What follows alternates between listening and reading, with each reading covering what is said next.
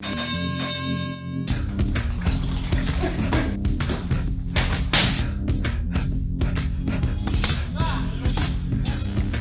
속으로 훅 파고드는 시간 톡뉴스 CBS 심층 취재팀 김정훈 기자 나와 있습니다. 어서 오세요, 김 기자. 네, 안녕하세요. 오늘은 낳아준 엄마에게 죽임을 당한 8살 여자아이 사건. 정말 이게 너무 충격적이었는데 네. 이 사건을 가지고 오셨다고요. 네, 인천에서 일어난 일인데요.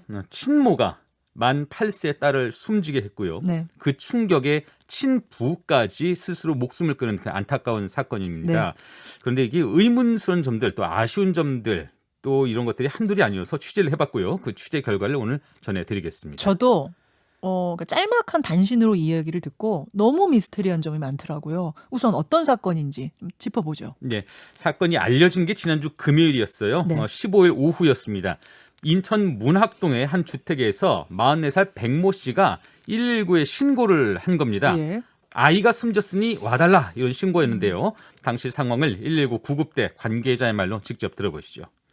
크게 세 가지입니다. 구급차를 보내달라, 아이가 죽었다, 주소를 물어보니까 주소만 간단하게 대답하고 끄는 겁니다. 집안에 혈흔이 좀 있었고요. 엄마 상태는 구급대원이 말을 거니까 눈은 뜨는데 말은 못하는 상태. 이랑 맥박은 있었지만 그 의식이 좀 낮은 상태라 대답은 못했습니다. 119 구급대가 가보니까 아이는 이미 숨져 있었고 네. 엄마도 의식을 잃어가는 상태. 네, 발견 당시 친모 백모 씨는 자해를 한 상태였는데요.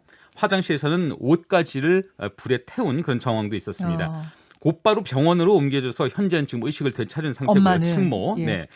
다만 8세 딸은 숨진 지 이미 며칠이 된 상태에서 그렇게 발견됐다고 하네요. 그러면 엄마는 이미 아이를 며칠 전에 죽이고 나서 본인도 극단적인 선택을 하다가 119에 전화를 건 거예요. 현재까지 경찰 조사에 따르면 그런데요. 친모 백모 씨는 지난 8일 날 딸을 숨지게 한 뒤에 일주일이 지난 15일 바로 그 집에서 자해를 하다가 119에 신고한 것으로 나타나고 있습니다. 일주일. 예, 그런데 참극은 여기서 끝이 아닙니다. 그러니까요. 딸의 아버지까지 스스로 목숨을 끊었다고요. 친부는 백모 씨가 자해를 시도한 그날 경찰 조사를 받았습니다. 네. 사실 그 친모와 친부 이 둘은 그간 동거를 해왔을 뿐이고요. 그러니까 법적 부부관계가 아니고요. 예. 반년 전부터는 따로 떨어져 지낸 것으로 알려지고 있어요. 동거를 하다가 또 결별했어요. 예. 그렇게 지내다가 갑작스런 연락에 친부가 경찰서로 달려와 보니까 네. 딸은 숨지고 백 씨는 자해를 했다는 거예요. 그 충격을 이기지 못하고 결국 그날 밤 투신해서 스스로 목숨을 끊었습니다. 이게 참 기구하고 안타까운 사연인데 어떻게 엄마가 친엄마가 딸을 죽이고 자살을 하려고 했는가? 이유가 뭐라고 보입니까? 이게 처음에는 이게 생활고 때문이 아니냐 이런 추측이 있었거든요. 예. 근데 문제는 이들의 생활성을 정확히 아는 사람도 주변에 없다는 점이에요. 이게 만약에 생활고였다. 정 어려우면은 기초생활보장 수급자 신청을 했을 법도 한데 그렇지도 않았고요. 또 이곳에 그 살던 곳에 주소지 등록조차 하지 않던 상태였습니다. 주소지 등록도 안 했어요? 네네. 그 이웃들은 뭐라고 합니까? 저희가 이웃들의 말을 한번 들어보려고 예. 그 모녀가 살던 곳을 저희가 직접 한번 찾아가 봤습니다. 그 집 현관은 폴리스 라인으로 봉쇄되어 있는 상태고요. 또 베란다 햇살이 비치는 곳에는 아직도 그 두 사람의 옷이 나란히 걸려 있어서 마음이 좀 아프더라고요. 그 집은 조금 외진 곳에 위치해 있어서 지나다니는 사람도 많지 않았는데요. 네. 그나마 제가 만난 이들은 이 모녀에 대해서 전혀 아는 바가 없다라고 말을 했습니다. 그 지역 복지 담당 공무원한테도 모녀에 대해서 물어봤는데 네. 이전에 살던 곳에서 주소지 이전이 안 된 터라 어떤 사연도 알기 어렵다 이렇게 답을 했습니다. 들어보시죠. 네. 특별한 게 없어요. 그 사람이 뭐 유대 관계가 있다든가 밖으로 안 나오. 소장님도 더 뭐 활동은 하시지만 뭐 각각 집안에 누가 사는지까지 저기 이제 주소가 돼 있으면 이제 나중에 주민등록부 조사 같은 거를 하니까 일일이 방문해서 확인해 볼 수는 있겠죠. 자, 주소지 등록도 안 돼 있어요. 그러니까 법적으로 이 마을 사람이 아니었던 거예요. 맞습니다. 더 기가 막힌 건 숨진 딸은 8살이 되도록 예. 출생 신고가 안 돼 있었다는 거예요. 8살이 될 때까지 출생 신고조차 돼 있지 않았습니다. 그러면은 행정적으로 법적으로 이 아이는 세상에 존재하지 않았다는 얘기네요. 그렇습니다. 형식적으로는 그래요. 이게 원래는 지난해 학교에 입학했어야 하는 나이예요. 네. 그 숨진 딸. 생각해 보십시오. 요새는 이게 아동 학대나 방임이 의심될 경우에는 뭐 행정관청이 적극적인 조사에 나서거든요. 음. 만약에 어머니나 딸이 기초생활수급 대상자였다면 네.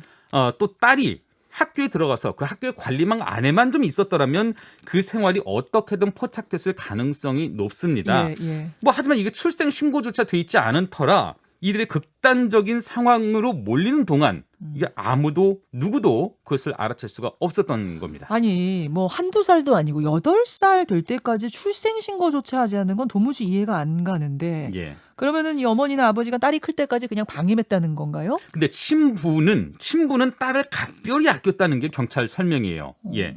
친모와 갈라진 후에도 그 친부는 배달 일을 하면서 번 돈으로 넉넉지는 않아도 꾸준하게 생활비를 대왔다고 하고요. 또 어떻게든 딸의 출생 신고를 하려고 법원에 민원도 하고 경찰서도 찾아다니면서 백방으로 노력했다고 하는데 딸의 출생신고를 아버지라도 하려고? 예. 그런데 그 설명을 일단 경찰 관계자 말로 들어보시죠. 네. 심사를 받으려고 노력을 했었어요. 친부가. 아, 법원에 뭐 음. 그런 것도 민원실에 경찰에도 알아보고 구청에도 알아보고 많이 그랬던 거는 맞아요. 이 사람들의 생활비를 친부가 대줬어요. 아빠도 네. 뭐 넉넉진 않을 것 같은데. 뭐 그래도 뭐 생활비를 대줬던 걸로 알고 있어요. 넉넉지는 아. 않게 대줬지만. 넉넉지 않은데 생활비 대주려고 했고 출생신고를 시도했던 흔적이 있고 근데 네. 왜 안 된 겁니까?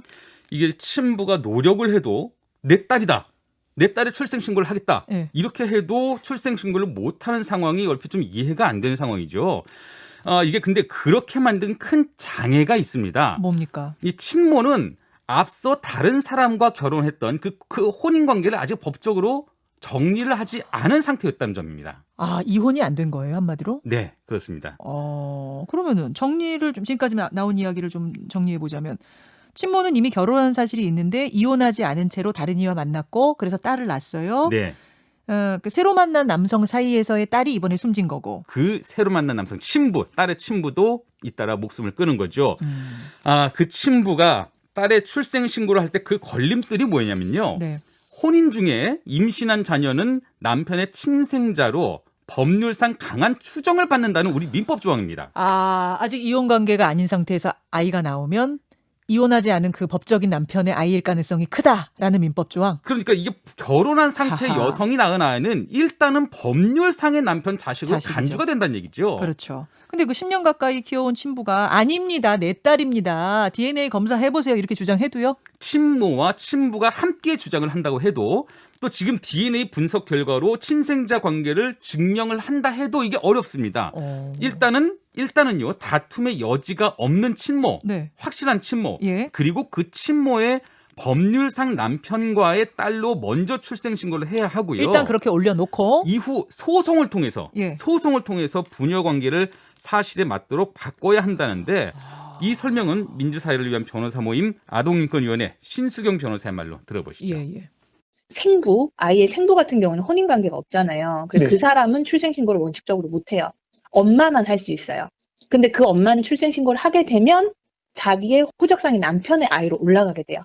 다시 소송을 통해서 자기가 아빠라는 거를 유전자 검사나 이런 거를 증거를 제출을 해서 다시 갖고 와야죠. 그 절차를 거쳐야 되는데 그 과정에서 분명히 갈등이 발생을 할 거라고요.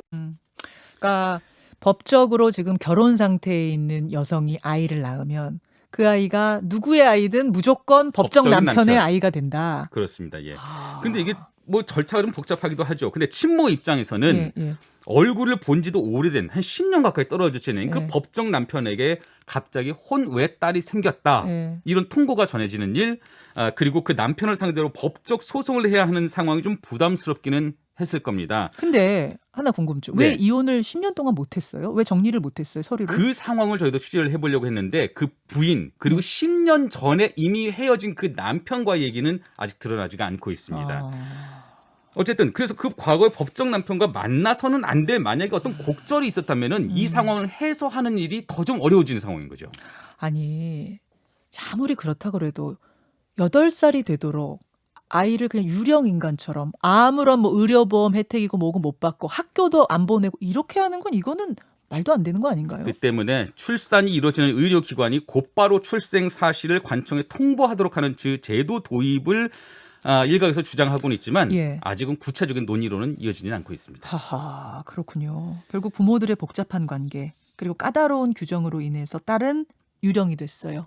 법적으로 인간으로 인정받지 못한 거예요. 그러다가 관리 사각지대 속에서 목숨을 잃게 된 진짜 끔찍한 비극이네요. 네, 친부는 스스로 목숨을 끊기 전에 자신의 휴대전화 메모장에 먼저 숨진 딸을 혼자 보낼 수 없고 딸 없이 살 수 없다 이런 말을 남겼습니다.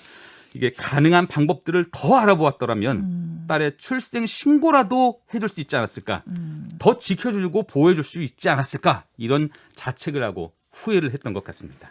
그 뭐 사안이 조금씩 다르긴 사정이 다를 수는 있겠지만 저는 이런 식으로 법의 사각지대에 있는 가정, 법의 사각지대에 있는 아이들이 더 있을 것 같거든요.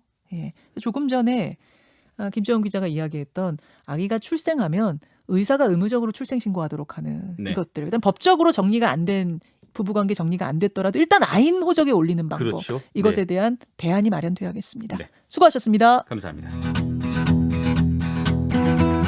김현정의 뉴스쇼는 청취자 여러분의 참여로 이루어집니다. 트위터, 페이스북, 레인보우 게시판, 그리고 단문 50원, 장문 100원의 유료 문자 샵 1212, 우물정 1212 통해 참여하실 수 있습니다. 김현정의 뉴스쇼, 여러분과 함께 만듭니다.